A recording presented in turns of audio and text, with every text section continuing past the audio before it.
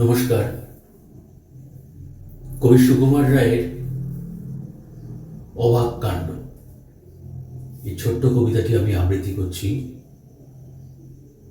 একটু শুনে দেখুন কেমন লাগে, আশা করি ভালো লাগবে। আর বাচ্চাদের খুব তো প্রিয় মজার কবিতা, ভালো তো লাগবেই। শুনেই দেখুন ছোট্ট কবিতা। শুনছো দাদা, ওই যে হোথায় বদ্যি বুড়ো থাকে, সে নাকি রোজ খাবার সময় হাত দিয়ে ভাত মাখে।